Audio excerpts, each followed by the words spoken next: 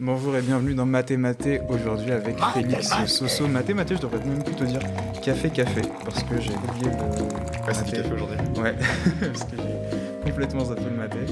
Salut Félix. Salut Denis. Comment tu te présenterais? Bonne question.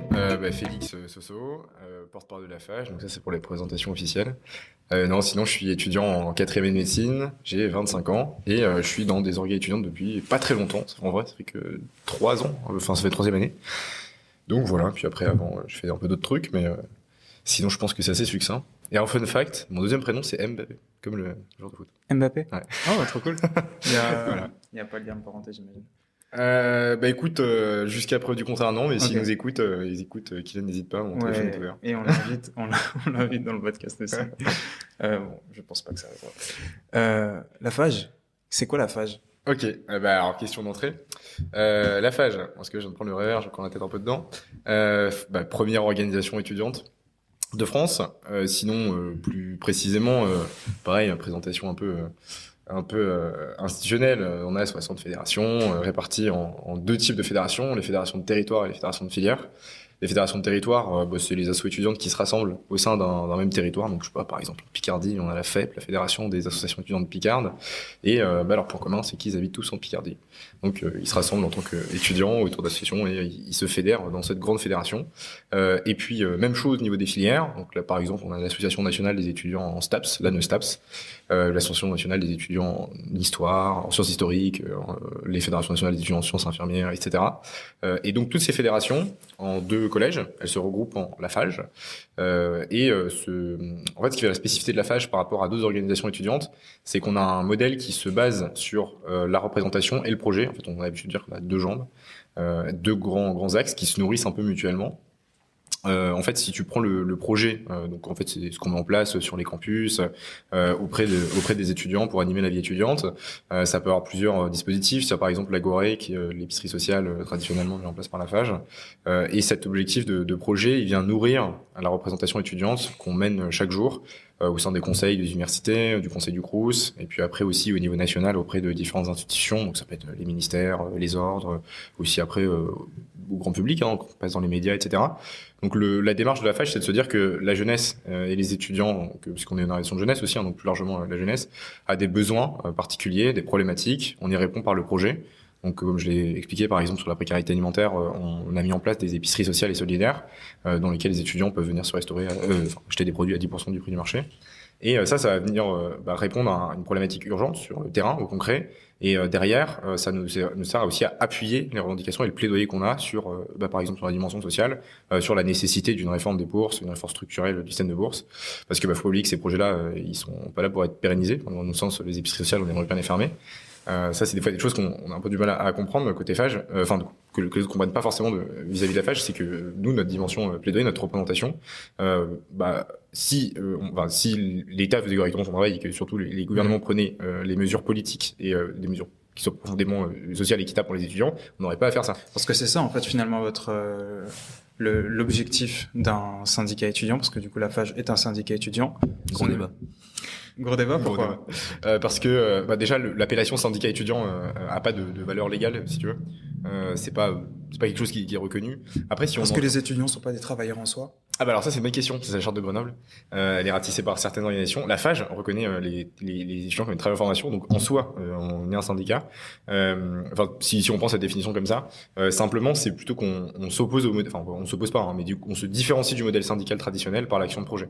C'est ça aussi qui fait la spécificité. Là où les actions syndicales, même si ça commence, les frontières commencent à être plus permissives, plus perméables, mais c'est de se dire nous on a un travail dans les conseils, etc. On se mobilise, etc. Il y a pas de souci là-dessus et vraiment on est les premiers à le faire aussi.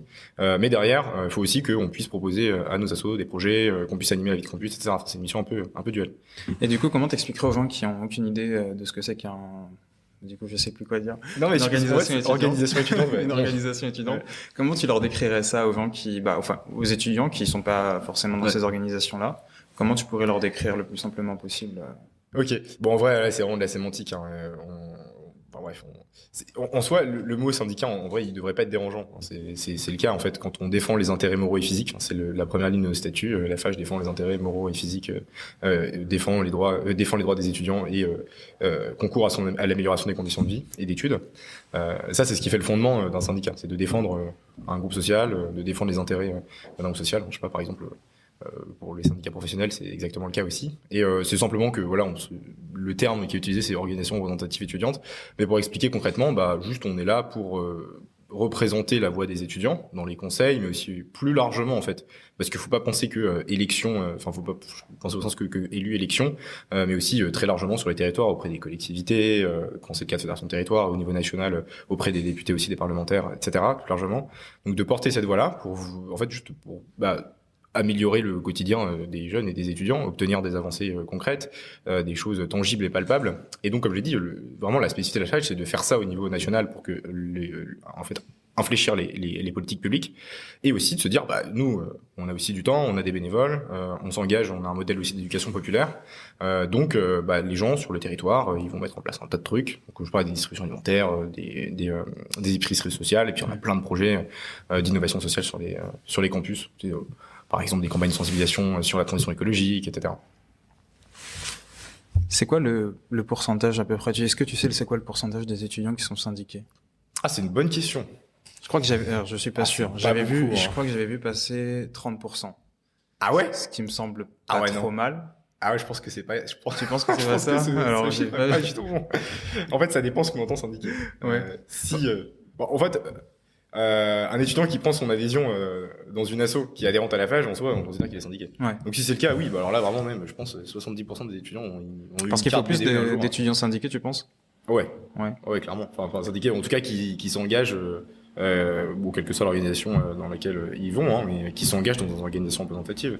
Mais même au-delà de ça, juste qui savent que ça existe et qui savent que on a une action sur les politiques publiques et puis aussi après sur les campus. Mais il y a un manque d'informations assez global sur déjà ce que ça fait un élu étudiant. Parce qu'on aura peut-être l'occasion d'en parler, mais après donc nous sur la représentation, comme tu dis, on va avoir deux grands volets, la partie élu étudiant dans les conseils, etc. Puis la partie vraiment représentation auprès du grand public, des collectivités et tout. Mais la partie étudiant, déjà que les étudiants sachent comment fonctionne l'université, c'est pas gagné. Après je sais pas si c'est l'université qui joue pas beaucoup des fois qui joue pas vraiment le jeu de vulgariser les conseils, ce qui s'y passe. Après, c'est les premiers aussi à se plaindre que les étudiants s'investissent pas dans la démocratie locale. Mais en fait, si toi tu sais pas, moi je suis à la fac, je savais même pas qu'il y avait des élus étudiants, tu vois. Les premières élections, j'ai voté, je veux pas voter pour la FAGE, il me semble. Donc pour te dire, parce que j'y comprenais rien, je savais pas que ça existait. Ouais, tu lis le tract sur le papier qui te donne. Je suis en mode, ils ont l'air bien, leur tract il est mignon, ils auraient de correspondre à la mise en politique, allez hop. Mais après, moi je trouve ça assez triste qu'on en soit réduit, qu'on réduise la démocratie étudiante à un jour d'élection, parce que souvent c'est un peu ça parfois, et c'est des batailles d'organisation et de chapelle, alors qu'il y a tout un travail à faire tout au long de l'année sur déjà le fait de rendre accessibles les décisions qui sont prises en conseil, le mode de fonction de l'université, parce que c'est extrêmement enrichissant, et c'est super éclairant, même aussi sur le monde politique en lui-même. Ça aide, je pense, ça aiderait beaucoup de jeunes et d'étudiants aussi à se structurer politiquement, intellectuellement, de comprendre comment ça fonctionne, de faire des parallèles avec le monde politique, comme je l'ai dit, et de comprendre plus facilement les enjeux, parce qu'il y a déjà plein de questions qui se posent au niveau de la démocratie locale et qui sont après transposables au niveau national. Mais tu penses pas que c'est peut-être voulu qu'on essaie d'éloigner les étudiants de ces enjeux-là, ou en tout cas de pas faire en sorte qu'ils s'y intéressent, c'est-à-dire de pas les pousser spécifiquement, mais en fait, donnez le moins d'informations possible, n'allez pas voter, et puis on s'occupe de votre avenir, quoi, tranquillement. Alors c'est une bonne question. En soi, en fonction des universités, parce qu'il y en a qui jouent le jeu, qui sont très contents que les étudiants participent aux élections, qui vont tout faire aussi pour que le rôle des élus soit reconnu. Il y en a qui ont aussi une conception peut-être un petit peu moins démocratique. Moi, je parle d'université, mais c'est le cas pour tous les établissements d'enseignement supérieur, même si, petit aparté, beaucoup d'établissements d'enseignement supérieur n'ont pas de représentants étudiants dans leur conseil. C'est le cas de beaucoup d'écoles privées, par exemple. Et c'est pas obligatoire, ça? Alors, pas pour les établissements privés, non. Puisque eux, leur conseil d'administration, en général, j'ai peur de dire des bêtises, donc après, vérifier. Non, mais si il n'y a jamais. pas de souci. Il n'y a pas de souci. On n'est jamais sûr de rien. Donc ouais, je le mets entre parenthèses, mais il me semble que c'est vraiment le cas pour les ESPIC, par exemple. Enfin, c'est un modèle spécial pour les écoles privées, en fait, au large, vu qu'ils ont un conseil d'administration qui est composé de leurs investisseurs, globalement. Les décisions sont prises par les gens qui détiennent les parts sociales et le capital dans ces établissements. Et de fait, il y a peut-être une partie de la direction générale des personnels qui sont représentés, à titre syndical là sûrement, mais sinon les étudiants peuvent avoir pas du tout représentés. Si je me souviens bien, en WU, j'ai eu l'occasion de discuter avec certaines assos d'écoles privées et pas de représentation. Bref, petit aparté. Donc, et ensuite sur les universités, faut voir que déjà les conseils universitaires ils datent de mai 68. Ils ont été créés à ce moment-là. Si je me trompe pas, l'UNEF il était plutôt opposé puisqu'ils y voyaient un noyautage de la représentation étudiante et ils y voyaient justement une étape vers la dépolitisation des campus. Nous, notre analyse elle est un petit peu différente quand même aujourd'hui aussi. C'est quand même, faut aussi dire que ça a permis d'intégrer les étudiants à la prise de décision au sein de l'université. C'est d'autant plus important quand on a un phénomène d'autonomie des universités, où en fait la place de l'élu elle est grandissante quand les universités se dotent d'autant plus de compétences et de marge de manœuvre. Après, la place de l'élu étudiant au sein des conseils d'administration et des décisions, elle est ultra questionnable. Tu vois, je te donne un exemple concret. Je suis élu à l'UPJV, donc l'université Picardie-Jules Verne, c'est un peu dans le nord de la France, je suis étudiant à Amiens. Donc je suis élu au conseil d'administration et on a 6 sièges étudiants sur 36 ou 40 personnes. C'est que dalle. Après, il n'y a pas tout le monde qui siège, mais bon, quand même, tu vois, quand t'es 6 étudiants, que en face, t'as 20-25 personnes, bon, c'est sûr que ta voix, elle est plus ou moins entendue, quoi. Et puis encore, si on a tout le monde siège, les sièges, on s'est répartis entre organisations. Bon, ce qui est chouette, c'est qu'on arrive quand même à peu près à se mettre d'accord avec les autres syndicats, même si on se tape dessus pendant les élections. On a quand même pas mal de lignes communes. On en reparlera peut-être, mais sur la réforme de retraite, par exemple, ou la réforme des bourses, on arrive quand même à se mettre d'accord sur des points. Hein. On a des constats assez similaires. Mais bon, cette représentation est quand même assez noyautée. On a aussi un manque, puisqu'on a un gros turnover, donc on peut avoir aussi un manque d'expertise sur certaines thématiques, ce qui est assez logique. Hein. Ça fait pas 15 ans qu'on est à l'université à lire des budgets, etc. Donc parfois notre voix peut avoir du mal à être entendue, à être légitimée. Tu penses que c'est quoi est-ce qu'il y a un truc que vous faites enfin c'est pas pour vous mettre la pierre ou quoi que ce soit, hein, c'est vraiment une question pour avoir vas-y, écoute. Autocritique. C'est quoi le truc que on fait pas bien collectif, parce que je m'inclurais dedans à la limite, c'est quoi le truc qu'on fait pas bien pour faire en sorte que ces syndicats-là soient valorisés, qu'il y ait beaucoup de monde qui s'y inscrivent. Et tu vois, je me disais aussi quand je préparais l'interview, je me disais j'ai l'impression que les gens, ils ont pas assez d'idées concrètes des avancées qui ont été obtenues grâce à ces organisations. Pourtant, il y en a, je trouve. Ouais, t'as tout à fait raison. Je vais pas faire un historique je pourrais, un historique des mouvements étudiants et des conquis sociaux. Ou si on prend les derniers en date, il y a des trucs qui sont de l'ordre un peu paramétrique, quoi. Tu vois, par exemple, le 10e mois de bourse, ou l'opposition au contrat première embauche en 2006, oui. Grosse victoire du mouvement étudiant, puisque ce contrat finalement n'a pas eu lieu, qui était un contrat qui faisait précariser les jeunes. Après, il y a eu des grosses mobilisations contre la hausse des frais d'inscription pour les étudiants internationaux. Bon, les débouchés ont été quasi nuls, mais il y a quand même une grosse mobilisation, on a interpellé sur le sujet. Il y a des universités qui ont permis d'exonérer beaucoup d'étudiants internationaux, donc des étudiants étrangers qui devaient payer les frais d'inscription x13 à la rentrée, et finalement on a réussi. En plus, ça pénalisait que les étudiants du coup qui étaient internationaux, mais qui n'avaient pas beaucoup de moyens. Ouais, ce qui était complètement. En fait, la stratégie affichée du gouvernement, c'était de dire nous, ce qu'on veut, en fait, c'est des étudiants d'Amérique du Nord, étrangers riches. On fait des étudiants étrangers riches. Il y a les bons étudiants étrangers et les mauvais étudiants étrangers, en fait, d'après le gouvernement. Donc, ça, c'est une stratégie vraiment affichée, pour le coup. On était un peu sidérés quand on a vu ça. Bon, bref, donc ça a plus ou moins donné quelque chose. Par contre, il y a une grande victoire de la FAGE en 2017. C'est la suppression du RSSE. Je sais pas, depuis combien de temps t'es à la fac? Depuis, je sais même plus. C'est vieux? T'étais là avant depuis 2017? Depuis 2017. Ah, ok. En 2017, il y avait un truc, je suis là depuis longtemps, 2015. Donc, ça passe vite, hein. Je suis vieux, ouais. Et, il y avait un truc qui s'appelait le régime social, le régime de sécurité sociale étudiant. Okay. Donc tu payais en début d'année une mutuelle étudiante pour être attaché au régime de sécurité sociale étudiant, et ça s'élevait à la bagatelle de 280 balles, il me semble. On va falloir vérifier dans ces eaux-là. Et ça, c'est une victoire historique de la FAGE, d'avoir supprimé ce RSSE, donc de permettre que les étudiants soient directement rattachés au régime général, et donc de faire économiser en début d'année universitaire comme pratiquement 300 balles aux étudiants, ce qui est quand même pas trop mal. Bon, après il y a eu quand même la CVEC qui a été implantée à ce moment-là, la contribution vie étudiante et campus. Ça, vous êtes pour ou vous êtes plutôt contre la CVEC? Nous, on sait pas. Vous avez une position dessus ou... Là, actuellement, ça permet de financer pas mal de choses. Après, en soi, que des étudiants aient payé 90 euros, non, on n'est pas forcément pour. Après, il y a des exonérations pour les étudiants boursiers et boursières. Mais par contre, oui, il faut reconnaître que la CVEC, tu vois, sur les projets de vie étudiante, ça a permis quand même de débloquer pas mal de choses. Ça permet, tu vois, sur certaines universités d'avoir accès à bon, je parle dans les thèmes techniques, mais des commissions sociales qui permettent aux étudiants d'avoir des ordinateurs quand ils sont en fracture numérique, d'avoir accès aussi à du matos et parfois même des aides sociales quand ils sont vraiment dans la merde. Donc c'est en complémentarité du Crous. Donc ça c'est plutôt pas mal. Et puis après bon, comme je l'ai dit, un tas de projets qui sont financés grâce à la CESC. Ça c'est pas mal. Après il y a des gros soucis sur la CESC, hein. Ça franchement, au contraire, il y a un problème de transparence de certains établissements. Parfois on a du mal à voir comment est-ce qu'elle est gérée et pilotée au niveau national aussi. Enfin comment est-ce qu'elle est cadrée aussi au niveau national. Ça manque de lignes. Ça permet aussi de financer la médecine préventive, les SSU, donc maintenant SSE, les services de santé étudiants.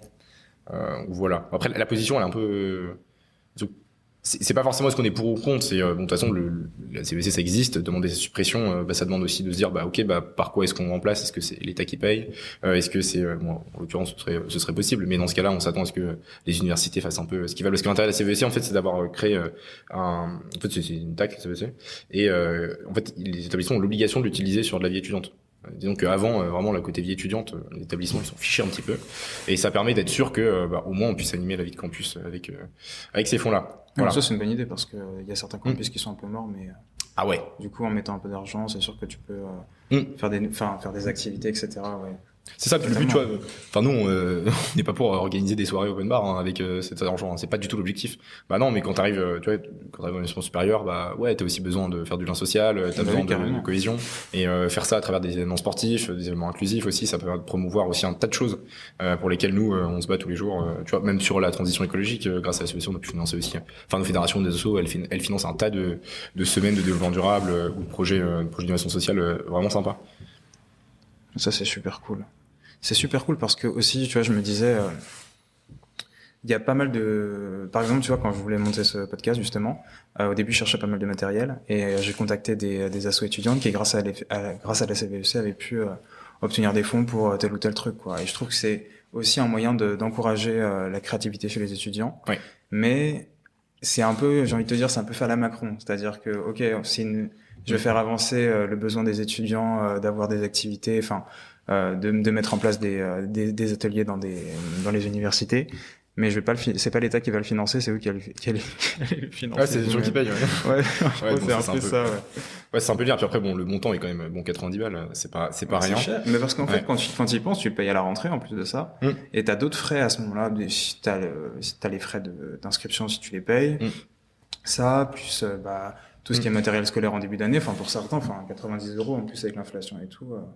C'est que dans un monde idéal, bon, après on porte une réforme des bourses assez ambitieuse, mais dans un monde idéal, si tous les étudiants ont de quoi se nourrir, de quoi se loger, etc., une contribution, je trouve ça intéressant l'idée quand même de contribution, c'est de se dire que tu contribues à la hauteur de tes moyens, parce que l'idée c'est pas de mettre des étudiants dans la merde parce que ils peuvent pas payer cette contribution, tu contribues à la vie de ton campus, donc c'est aussi c'est ton argent, c'est ta contribution qui est utilisée pour faire vivre ton lieu d'études. Et donc ça, dans l'idée, là, c'est intéressant. Après, effectivement, dans la présentation mise en place par le gouvernement, après un tas de choses à dire et à revoir. Puis, mais vous, la FAGE, vous avez comme tous les syndicats, vous avez un combat en particulier que vous menez, j'imagine, de front. Ouais. Et je pense que j'ai deviné que c'était une réforme de la bourse. Voilà. Est-ce que tu peux nous dire un peu c'est quoi votre idée, qu'est-ce que vous voulez réformer dans la bourse, dans la manière dont elle est organisée en France. Ok, écoute, ça tombe très bien puisqu'en plus notre conseil d'administration, comme je l'ai dit, on a un modèle de démocratie participative, donc on réunit toutes nos fédérations administratrices à des laps de temps réguliers pour prendre un tas de décisions sur les orientations que vont prendre la FAGE. À partir de eux, les positions, enfin, on leur propose des choses ou ils proposent des choses, et à partir des remontées qu'ils ont des étudiants, mais c'est vraiment ce modèle en fait à chaque strate où en fait il y a des remontées des étudiants qui vont à les assos qui vont aux fédérations, et ensuite à la FAGE. Donc c'est vraiment la voix des étudiants dans le campus qui est dans l'idéal censée être portée tout au long de ces rouages-là jusqu'au niveau national. Et la position qu'on a actée sur la réforme des bourses, elle se rapproche pas mal, ou je sais pas si je commence sur comment le système des bourses marche pas, peut-être. Non, vas-y, je t'en prie. Ouais, peut-être par là. Comme ça paraîtra plus précis. Alors le système des bourses, bon, de toute façon, ça c'est des choses qu'on a eu l'habitude de dire, qu'on a abondamment l'habitude d'expliquer, mais il y a deux principaux problèmes. C'est que d'une part, on est dans un système qui se base sur le montant de la déclaration fiscale parentale pour établir le montant de la bourse.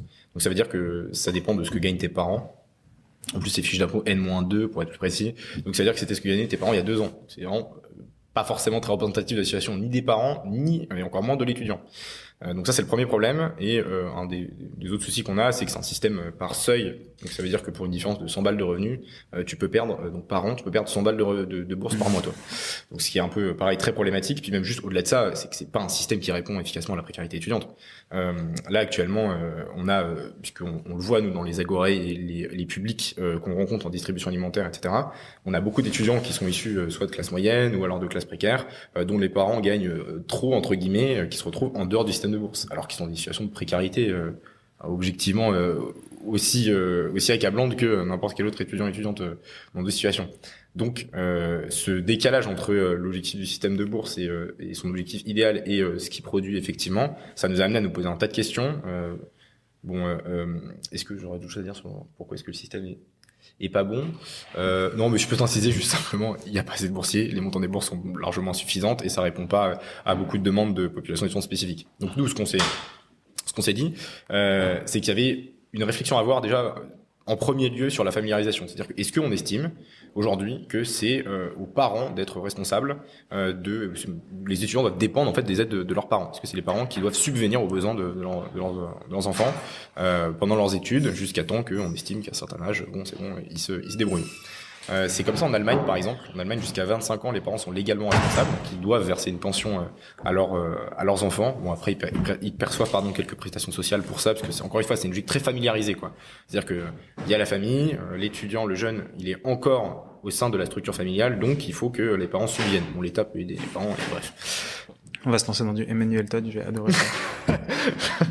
J'ai déjà lu un peu plus d'Emmanuel Todd. Il faut que je le lise, ça a l'air exceptionnel. C'est vrai que sur la famille, c'est son truc. Hein.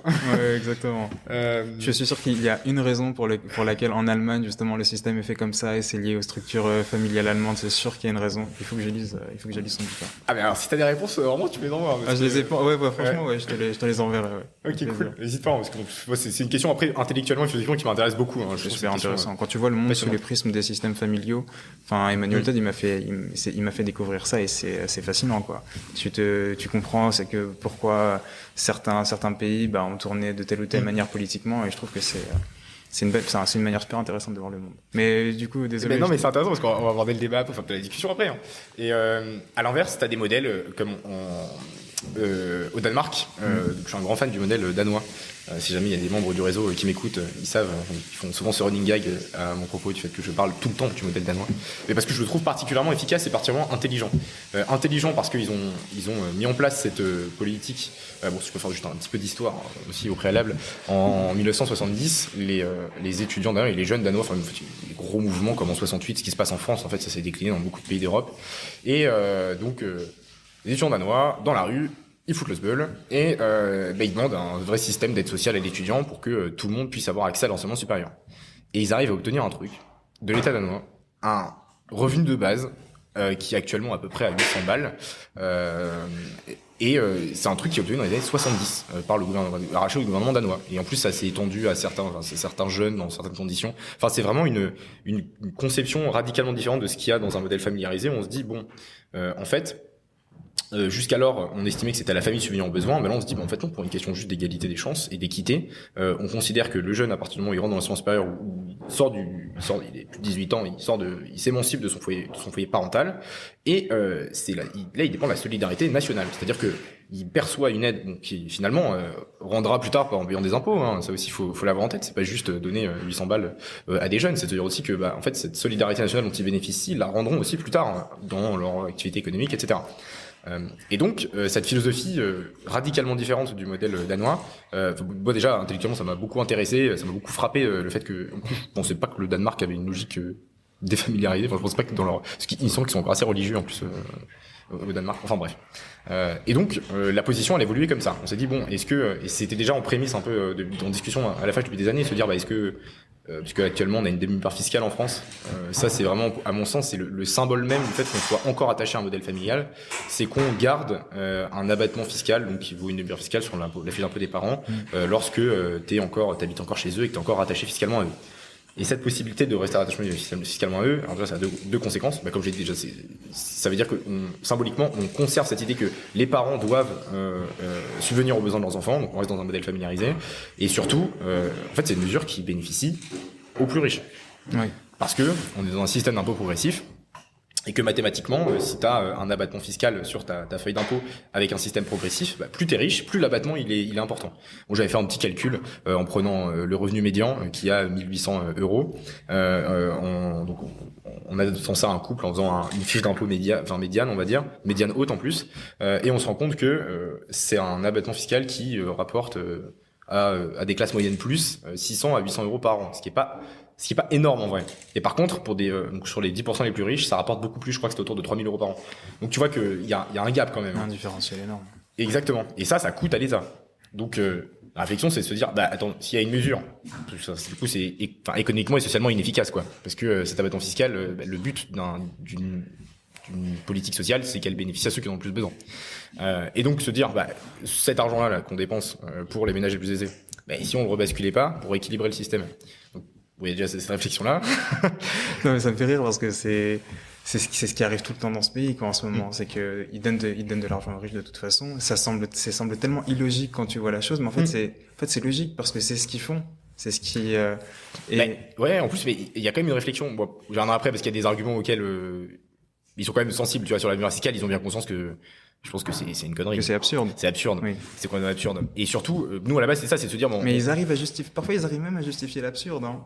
Ils sont tellement, sur la mesure fiscale, c'est compliqué, hein, mais... Ouais, mais ils sont capables ils ont des bons communicants, donc ça les là, ce sera un argument, une aparté, ce sera un argument plutôt électoral, hein. C'est de se dire, vous savez que les Français, on peut pas toucher leurs impôts. On peut faire beaucoup de choses, hein, mais on peut pas toucher les Français. Donc, ils se sont dit, puis est-ce que c'était un engagement de campagne de Emmanuel Macron? Bon, après, c'est un des engagements de campagne qui ne tient pas comme la réforme des bourses. Mais celui-ci, par contre, il a tenu à le garder, hein, sur le fait que les impôts n'augmenteraient pas. Ils ont même plutôt baissé, d'ailleurs. Mais c'est un classique. Enfin, pour les plus riches, bien sûr. Mais parce que les impôts n'augmenteraient pas, parce que s'ils augmenteraient, ce serait pour les riches, quoi. Alors, enfin, dans l'idéal, oui. Ça dépend de la politique que tu veux mettre en place. C'est ça.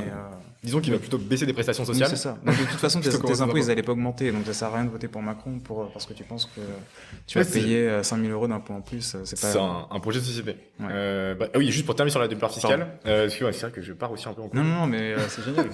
C'est pour ça qu'on ouais, pour aller dessus, donc ce truc est inefficace. Donc on se dit on prend cet argent-là, donc c'est à peu près 1,4 milliard par an. Hein, c'est pas rien. Sachant que le système de bourse c'est à peu près 2 milliards, à peu près 2 milliards le système de bourse. Le système de bourse direct. Hein. Après il y a des aides en plus, etc. Mais c'est 2 milliards à peu près. Donc finalement c'est quand même un montant assez conséquent. Donc ce qu'on s'est dit c'est ça tu le rebascules et tu rééquilibres le système. Et après réflexion, on s'est aussi dit en fait si on va jusqu'au bout de cette logique de défamiliarisation, pourquoi, comme sur le modèle danois, on se dirait pas juste l'État subvient aux besoins des jeunes à hauteur du seuil de pauvreté, par exemple, pour faire en sorte être sûr et certain qu'il n'y a aucune étudiante qui va vivre en dessous du seuil de pauvreté. Donc il y aura suffisamment de ressources. Et on va pas se dire on fait une petite réforme machin, on adapte tel paramètre et puis on change ça, puis on bascule ça. Enfin voilà, l'objectif c'est pas d'avoir un truc techno où en fait la moitié des gens comprennent rien, c'est pas lisible et dans les faits ça marche pas. Mais juste c'est beaucoup plus simple de mettre tout à plat. Ça coûte pas beaucoup plus cher d'ailleurs pour faire quelques chiffrages, ça coûte pas beaucoup plus cher. Juste on produit un vrai bouleversement philosophique et un nouveau projet de société en se disant on déféminérise, on considère que c'est la solidarité nationale qui compte, que c'est l'État qui va aider ces jeunes, qui va émanciper ces jeunes et qui va investir dans sa jeunesse. Tu vois, symboliquement aussi ça a un certain intérêt et à travers ce montant de base en se disant nous on est sur 800 balles avec des appels en plus, donc tu arrives à peu près à 900, un peu plus de 900 euros et tu dépasses le seuil de pauvreté qui est à 914 euros. Seuil de pauvreté à 50%, celui qui est utilisé par l'Observatoire des inégalités et de l'OCDE. Voilà, parce qu'il y en a plusieurs.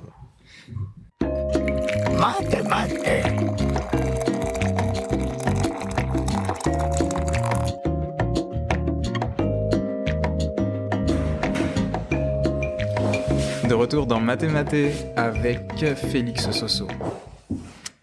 Le SNU, Félix Soso. Qu'est-ce que c'est que le SNU? Le SNU, le Service National Universel. C'est l'innovation du président de la République qui a décidé de mettre au pas la jeunesse avec un super dispositif qui vise à envoyer des jeunes un peu alors dans un premier temps c'est volontaire mais on sait que ça va probablement être annoncé qu'il sera généralisé, donc envoyer des jeunes un peu en espèce de colonie de vacances militarisées pour les mettre au pas avec un lever de drapeau et la Marseillaise. Donc forcément c'est pas forcément un dispositif duquel nous on est très fans. On a eu l'occasion, comme d'ailleurs l'ensemble des organisations de jeunesse, de s'opposer à ce service national universel et de proposer une version alternative qui se fonde plus sur un modèle d'éducation populaire, d'éducation par les pairs et d'engagement, la citoyenneté au sens assez large. Donc plutôt quelque chose qui soit de l'ordre d'un séjour d'émancipation intellectuelle, d'engagement, de sensibilisation à l'éducation populaire, plutôt que de mettre des jeunes à faire le tour des pistes en bleu, blanc, rouge et à chanter la Marseillaise à midi, quoi. Bon, c'est un peu caricatural d'après ce que... Et la position de la FAGE par rapport à ça? Ah bah, c'est on est opposé au SNU, hein, ça. Là-dessus, il n'y a pas de surprise. On a une proposition, une contre-proposition qui s'appelle le parcours d'engagement citoyen. Et donc c'est pareil, l'idée du séjour, on se dit bah écoute, pourquoi pas. Enfin, s'il faut mettre des jeunes ensemble pour faire de la mixité sociale, ça on est assez d'accord. Mais on va penser que je fais une obsession sur Macron, mais j'ai l'impression que c'est sa manière de faire de la politique, quoi. Il fait de la politique cheap, c'est-à-dire que à la base les gens de droite, ils veulent que il y a un retour du service militaire en France. Ouais. Macron, le service militaire, je pense que dans sa tête, ça coûte trop cher, que c'est un investissement qu'il veut pas faire, donc il fait un service militaire light.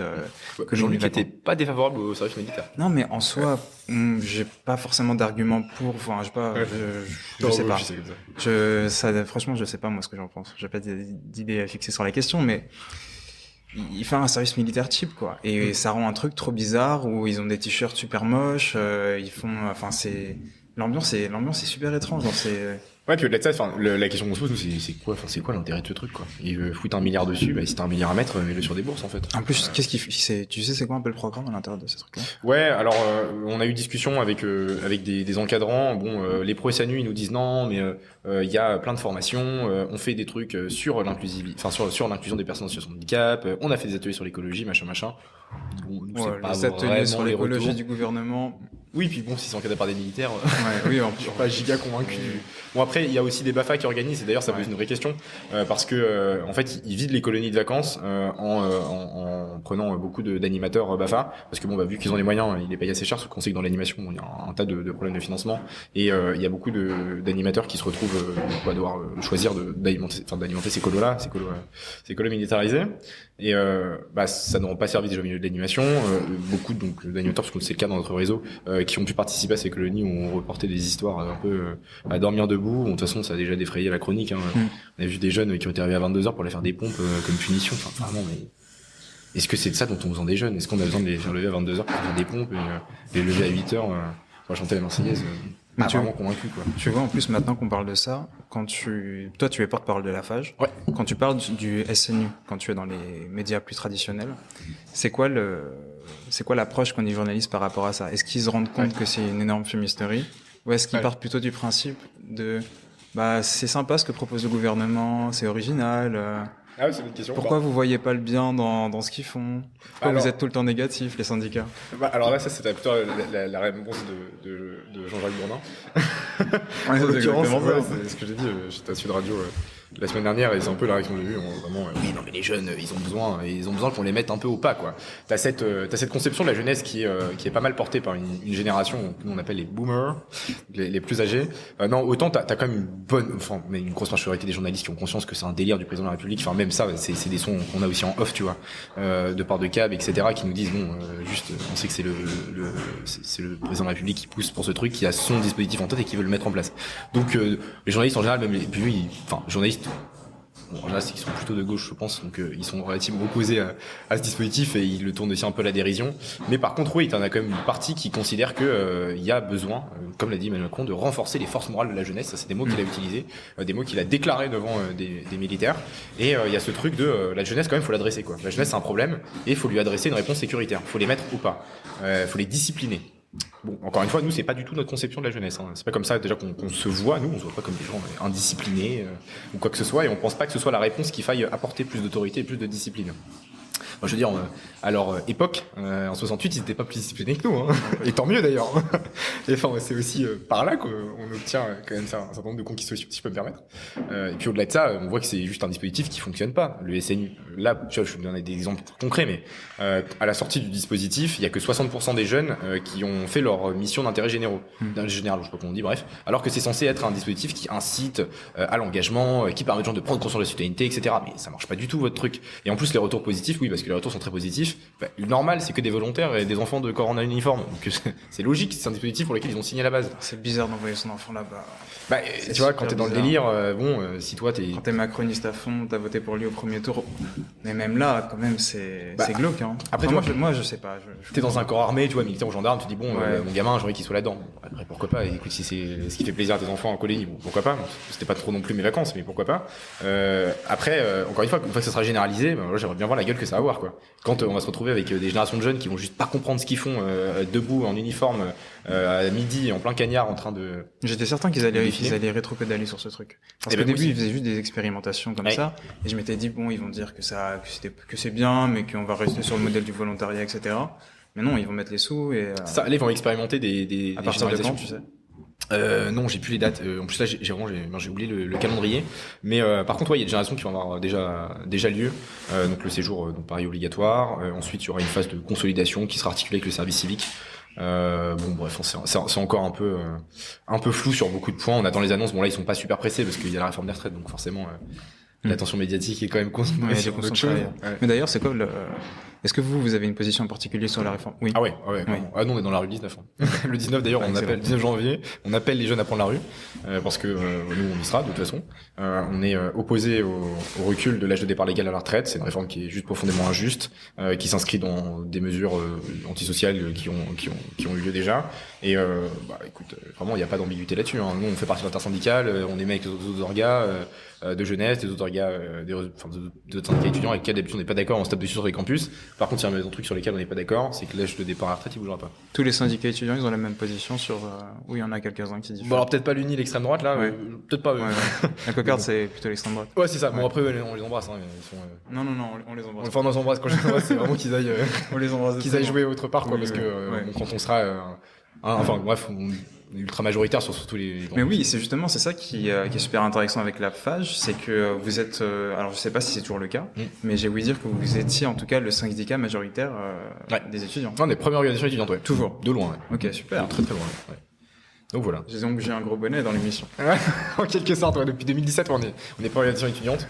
On avait la majorité absolue. On a perdu un siège entre temps, mais on avait la majorité absolue. Donc sur 11 sièges, on avait 6 sièges au CNESER, le Conseil national de l'enseignement supérieur et de la recherche. D'accord. Et quand tout à l'heure, quand je parlais un peu quand on parlait de Jean-Jacques Bourdin, je voulais revenir sur un point. Qu'est-ce que tu penses du traitement médiatique des syndicats étudiants? Surtout en plus quand ils sont un peu marqués à gauche comme les tiens.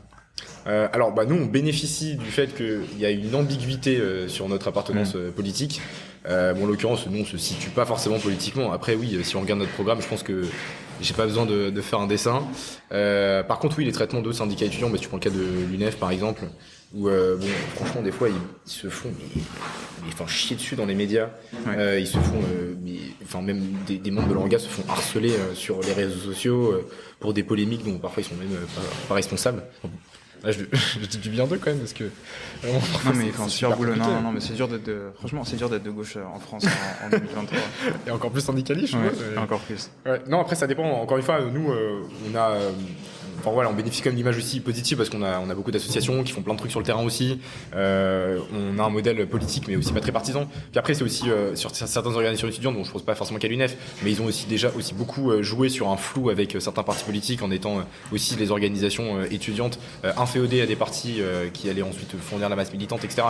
Donc, attends, est-ce qu'on peut parler de ce qui s'est passé avec Jean-Michel Blanquer et le faux syndicat? Est-ce que tu connais cette histoire? Ah oui, je connais. Tu peux nous la raconter? Alors, je connais bien. Je connais l'histoire dans la globalité. Je sais que Blanquer a monté un syndicat lycéen de toutes pièces pour concurrencer l'UNL. Bon, d'ailleurs, il me semble qu'ils ont été majos d'ailleurs. Je sais plus exactement.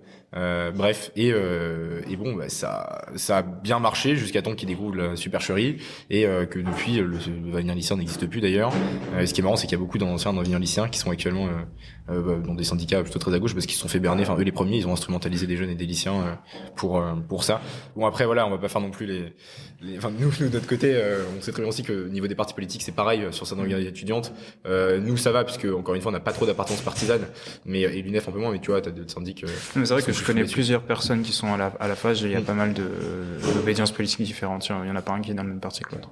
Ouais, après, ça, je pense que ça joue aussi en votre faveur et ça fait aussi partie du fait que vous n'êtes pas inféodalisé par un autre parti parce que il y a de la pluralité au sein de vos rangs, j'imagine. Ouais, alors bon, il y a reconquête RN, on n'a pas, tu vois. Non, Et tant mieux. dans la mesure du raisonnable. Mais ouais, tout à fait. Non, dans la Mais mesure sinon, du ouais, raisonnable. on a un peu. Après, ouais, c'est vrai que ça reste quand même plutôt marqué, plutôt marqué quand même à gauche, le syndicalisme étudiant. Mais en fait, c'est aussi à la couleur du milieu étudiant. Oui, c'est ça. C'est pas étonnant quand on a à peu près 40% des étudiants qui ont voté pour un parti de gauche. Donc en soi, c'est pas étonnant de voir qu'on a une surreprésentation, surtout dans le syndicalisme, qui est un mouvement qui est hautement conscientisé politiquement. C'est pas étonnant de nous voir représentés comme ça, quoi. Quel conseil tu donnerais à quelqu'un quel conseil? Oui, si, en fait. Quel conseil tu donnerais à quelqu'un qui a envie de s'engager, qui a envie de faire du syndicalisme étudiant? Je sais pas si la formule est bonne, mais en tout cas, qui a envie de s'inscrire dans cette démarche-là, dans la démarche qui est la tienne. Bah, vraiment, j'ai envie de dire, fonce, hein. Vraiment fonce. Oui, forcément. Et le premier pas, qu'est-ce que c'est? Le premier pas, c'est quoi? Il y a un site internet où il faut juste aller vous voir. Ouais, va voir ton asso local. Bon, si c'est nasophage surtout. Va voir ton asso local, va voir ta fédération locale, va voir des syndicats qui t'intéressent, vers lesquels t'as une incohérence politique. Mais surtout aussi, faire preuve aussi de recul critique sur la ligne que peut porter son organisation. C'est aussi important à la fois de se reconnaître politiquement dedans, mais être aussi en capacité d'être critique sur une produite, puis de s'intéresser à ce que font les organisations, de s'intéresser aussi politiquement à ce qui se passe dans le pays. C'est d'être conscient qu'il y a des échéances électorales et d'en saisir un peu les thématiques, genre juste de lire les journaux. Enfin, je sais que depuis que tu as un truc à la con, mais depuis que je suis à la fac, j'ai engagé, il y a pas une journée sans que je lise pas ce qui se passe dans l'activité politique. Et c'est super riche, quoi. Parce que tu sais ce qui se passe dans ton pays, t'es capable de dire bon, je suis d'accord, pas trop d'accord, et tu nourris cette réflexion-là avec le temps, et c'est ça finalement, être citoyen après. C'est comme ça que tu construis ta citoyenneté et tu te structures politiquement avec le temps. Et moi, je souhaite à tous les jeunes de passer par là et d'avoir cette chance-là. Félix, merci d'être venu. Ça m'a fait super Merci à plaisir toi. de t'avoir. Mate, mate.